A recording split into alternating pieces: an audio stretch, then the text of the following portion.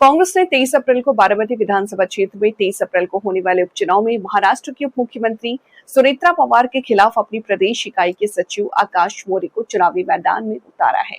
कांग्रेस द्वारा प्रत्याशी घोषित किए जाने के बाद निर्विरोध जीत की संभावना खत्म हो गई है। इस बीच कांग्रेस नेता हुसैन दलवाई की ओर से प्रतिक्रिया सामने आई है। उन्होंने निर्विरोध चुनाव पर कहा है कि ऐसा कैसे हो जाएगा।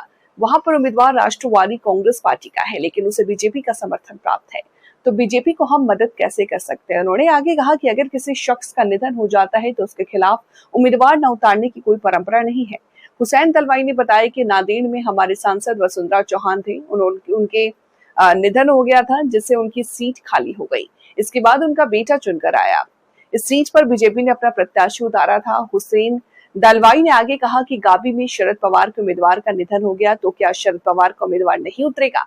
हुसैन दलवाई ने कहा कि नांदेड़ में अंतापुरकर का निधन हुआ, जिसके बाद बीजेपी ने उम्मीदवार खड़ा किया था। ये क्या परंपरा नहीं है।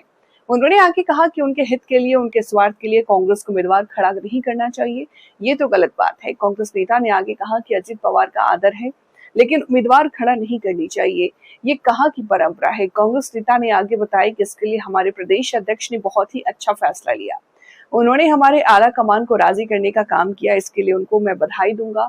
महाविकास अघाड़ी की तरफ से सिर्फ कांग्रेस ने उम्मीदवार घोषित किया है। इस पर उन्होंने कहा कि वहां कांग्रेस का उम्मीदवार ही आ सकता है, क्योंकि वहां हमारा बेस है। उन्होंने कहा कि हमारा उम्मीदवार एक पिछड़ी जाति का है। उन्होंने आगे कहा कि जब हमारे नेताओं का निधन हुआ तब इनको निर्विरोध की बात याद नहीं आई, इसलिए हमारी पार्टी ने जो फैसला लिया है बिल्कुल सही फैसला लिया है।